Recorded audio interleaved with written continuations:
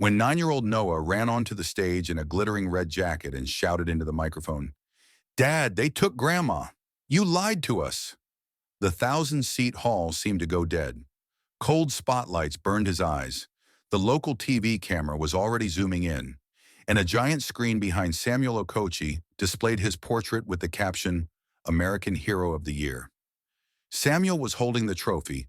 A second ago, he had been smiling like a man who had finally proved to himself and the whole world that he survived. And in that same second, he saw a crumpled sheet with a stamp in his son's hands, a notice of his mother's detention at the border. He felt the blood drain from his face and realized that from here on, everything would go nothing like he planned. Samuel was 44. In America, he had long been Sam.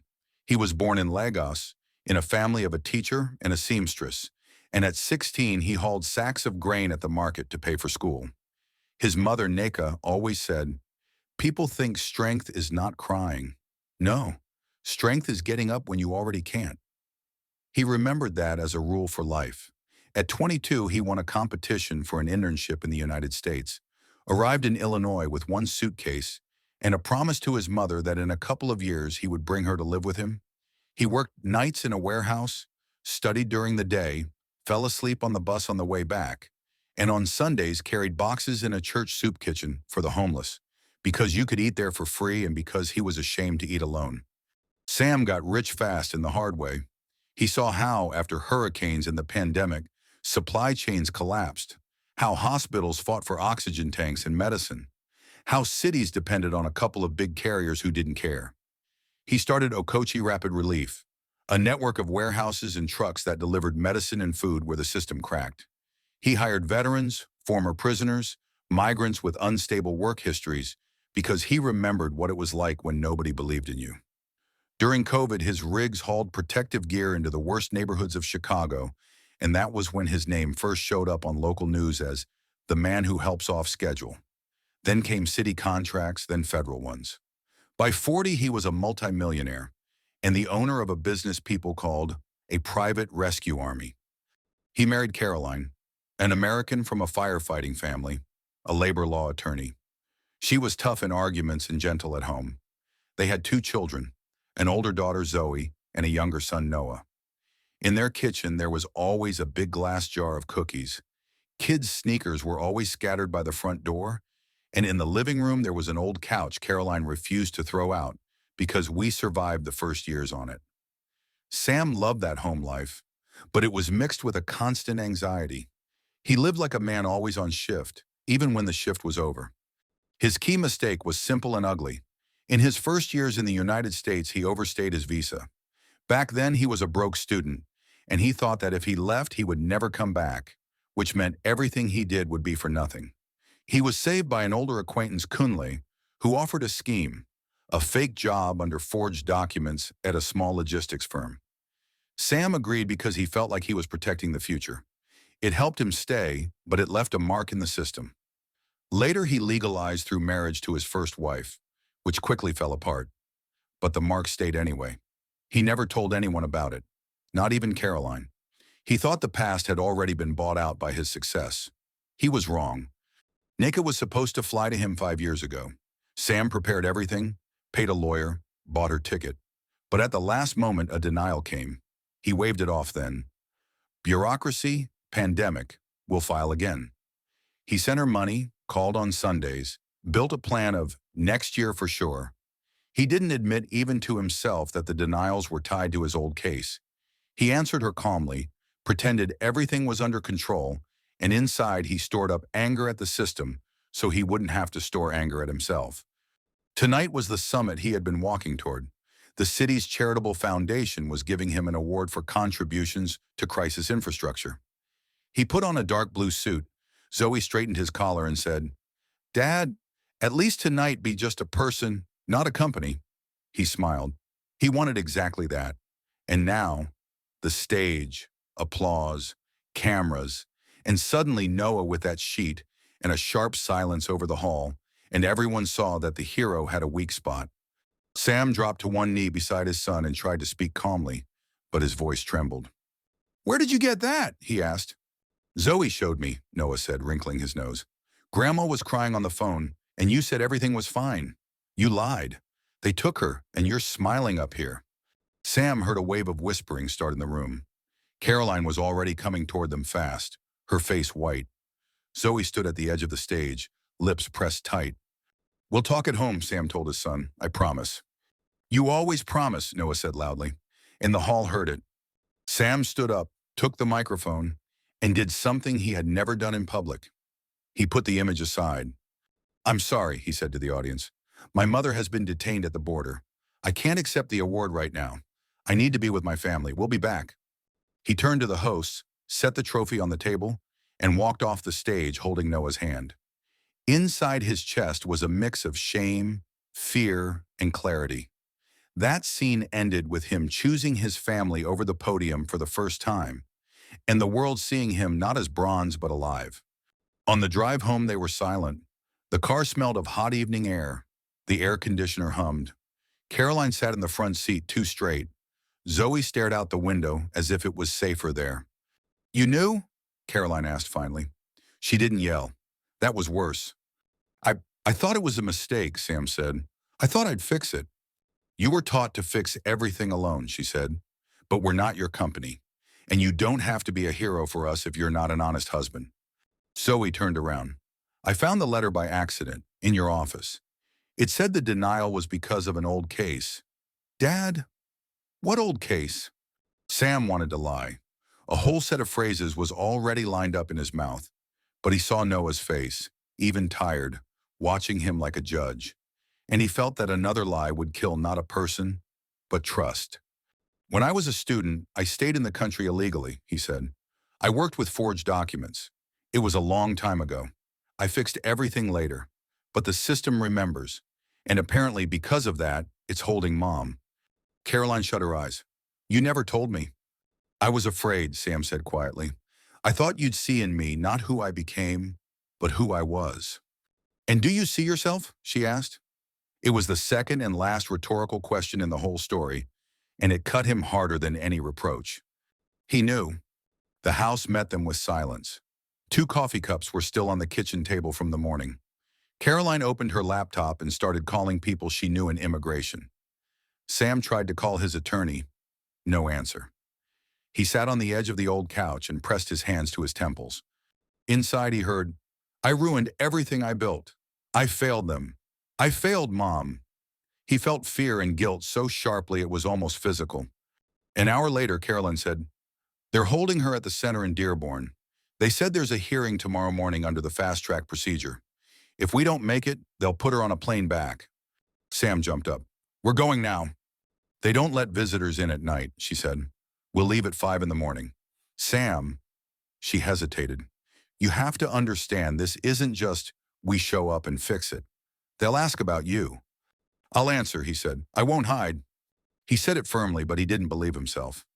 That scene ended with the first crack in his old wall of silence. At 5 they drove down an empty highway. Chicago was still asleep. The air smelled of wet asphalt after the night rain. Noah dozed in his booster seat. Zoe scrolled on her phone. Caroline reread statutes. Outside the detention center there was a police van and several families with bags of clothing. Sam saw a woman holding a baby and repeating in broken English, "That's my husband. He works. He's not bad." Nearby, a teenager with a backpack stared at the concrete wall, silent. Sam felt a heavy bitterness. He wasn't a visitor in this world. He was part of the mechanism about to grind up his mother.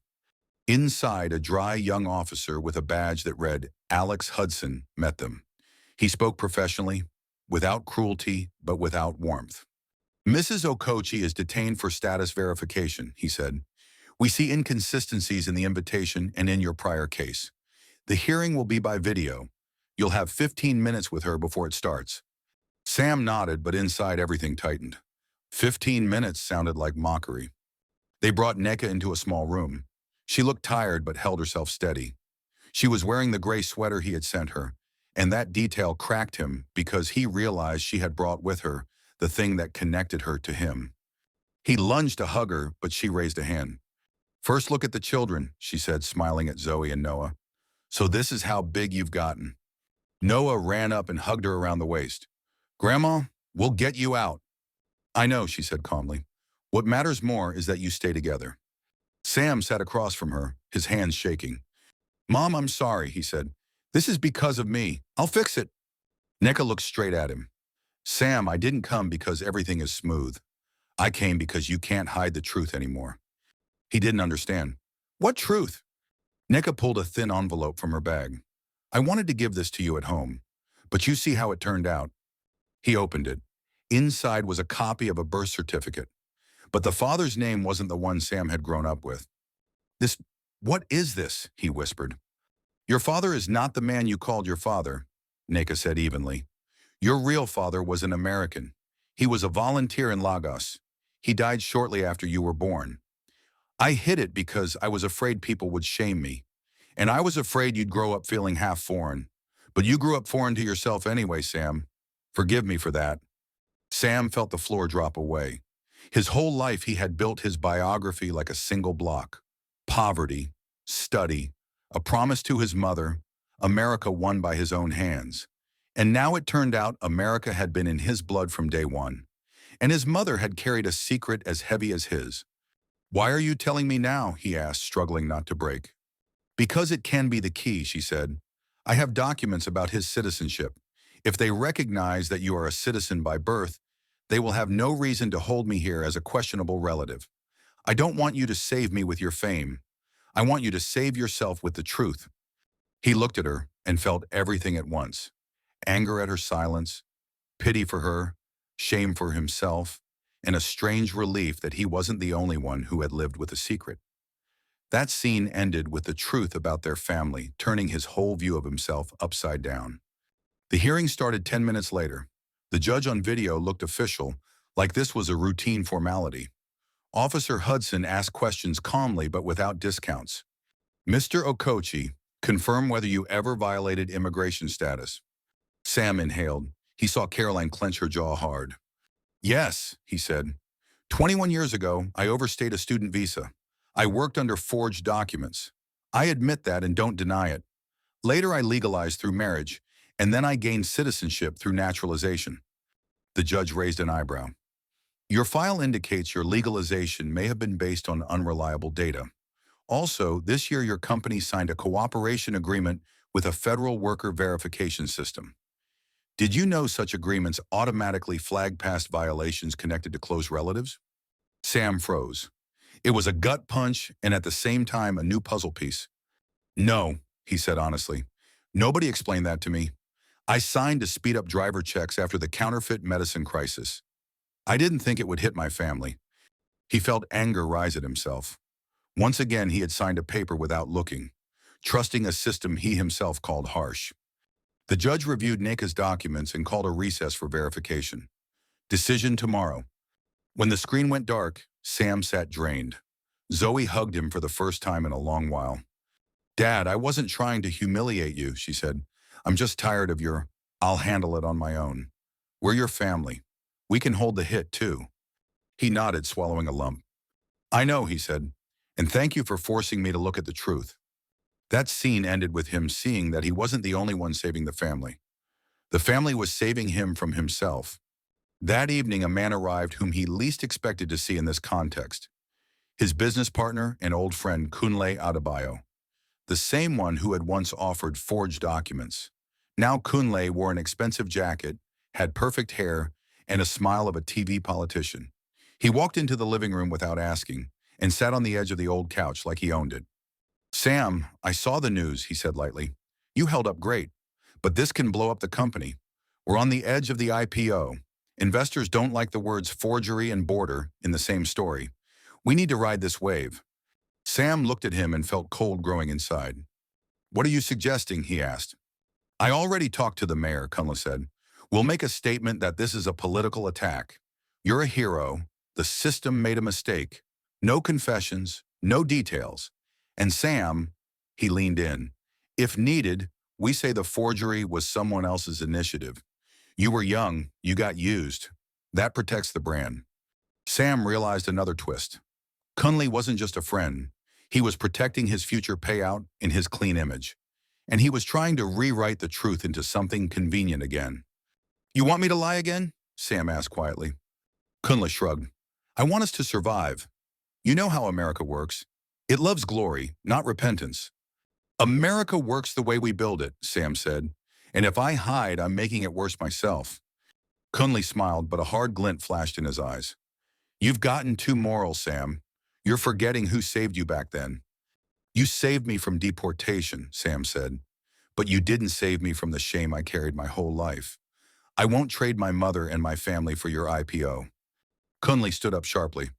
Then you'll lose the company. The board is already discussing putting you on temporary leave. I'll vote for it if you keep this honesty show. Sam watched him leave and understood. His old savior had become his real opponent. That scene ended with the outer enemy coming from within, and Sam finally seeing the cost of his old dependence. That night he didn't sleep. He sat at the kitchen table listening to the clock tick and thinking, if I lose the company, I lose the tool that helps people. If I keep it at the price of a lie, I lose myself and their respect. What matters more? He felt fear, but even stronger, he felt exhaustion from a double life. In the morning light, he understood he could not be a hero in public and a coward at home anymore. At 7, Zoe called from school and said, Dad, you need to come here. He drove to the school auditorium. Parents, teachers, and several men in his company uniforms were seated there. On the stage stood Zoe with a folder in her hands. She looked not like a teenager, but like a young attorney. Sam felt a knot of dread because he didn't know what she was about to do. I represent an initiative group of families of Okochee Rapid Relief drivers, Zoe said into the microphone. We are grateful to the company for helping the city, but we don't agree that our mothers and fathers work 14-hour shifts without stable days off and get brushed aside after injuries. We are filing a collective petition to the board and the Department of Labor, and we ask Mr. Okochee to publicly support a reform inside his own company. The room stirred. Sam felt the blow. It was betrayal and love and growing up all at once. Zoe looked straight at him. Dad, you always taught us that help isn't a one-time check. It's a system. Make the system honest in your own house. He swallowed air.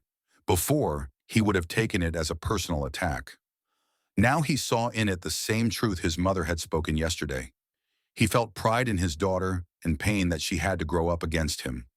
You're right, he said into the microphone, and the room fell quiet. I didn't know you were preparing this. It scares me to hear it, but I support it. I meet with the drivers today, and we sign a new labor package. No games. Some drivers exchanged looks. One man nodded. Sam saw Zoe exhale as if she had carried a load for weeks. That scene ended with his daughter becoming his conscience in public and him not turning away. Then another blow landed. As he walked out of the auditorium, Officer Hudson caught up with him. Mr. Okochee, I have news, Hudson said quietly so no one else could hear. We found the man tied to your old case, Kunle Adebayo. He is under investigation for counterfeit supply contracts. He tried to use your confession as cover. If you're willing to testify, we can shut down the scheme and at the same time strengthen your citizenship case. Sam felt the world flip again. Kunle, who had been pressuring him, was depending on him, and his honesty now could protect not only his mother, but hundreds of people Kunle had cheated. I'll testify, Sam said after a short pause, but only if my people and my family aren't bargaining chips. Hudson nodded. I don't promise miracles, but honesty helps for real right now. Sam felt an unexpected gratitude toward that dry officer. He wasn't being saved by secret deals. He was being saved by clarity. That scene ended with truth becoming not a weakness, but a tool. The next day, a public federal hearing was held about rebuilding crisis supply chains and labor conditions in logistics. Officials, business leaders, unions were all due to speak. The Okochee Rapid Relief Board had already sent out a press release that Sam was temporarily suspended pending investigation, and Kunle was preparing to throw him under the bus. But Sam came anyway. He was done playing by other people's rules. Journalists and cameras filled the room. So did drivers from his company, church volunteers he had supplied, and his family. Caroline held Noah's hand. Zoe sat next to Neka. Sam walked up to the lectern, feeling his heart pound in his temples. He was scared, but it was an honest fear. My name is Samuel Okochee, he began. I founded Okochee Rapid Relief. I helped this city in its crises. I received awards, and I broke the law when I was a young and poor immigrant. The room shifted. Someone moved, someone lifted eyebrows. He went on. I could say it was a long time ago, and that success fixes everything. But success doesn't fix a secret. A secret poisons a family, poisons a company, poisons a city. My mother is in a detention center right now because I spent my whole life trying to prove I was stronger than my past instead of admitting it. He took a breath so he wouldn't stumble. I will give investigators full testimony about the forged document scheme in which a man I called my friend participated. I'm not doing it out of revenge. I'm doing it because many drivers in small firms still get trapped in these schemes because they are afraid. And because a business that feeds on fear destroys a country from the inside. He looked at his drivers in the front row. I also admit that inside my company, there were conditions that didn't match the values I hid behind. My daughter and the workers' families forced me to see it. We have already started changing schedules, insurance, overtime pay, and we are adding employees to a route safety council. This is not a gift, it is a debt. He turned to the officials. You will not rebuild this country if you treat logistics as just numbers and warehouses. In a crisis, everything stands on people and families. If a driver doesn't have time to see his children, he won't believe in the country he is serving. If an immigrant lives in fear, he will stay silent when the system breaks. We have to build resilience not on silence, but on truth. He finished simply without grand rhetoric. I'm not asking you to forgive me. I'm asking you to draw conclusions with me. I choose truth now because I don't want my children to learn to live on a lie I leave behind. Silence hung for a beat. Then someone started clapping, and applause rolled through the room like a wave. Noah stood up and clapped the loudest. Sam felt his throat tighten, but it wasn't shame. It was relief.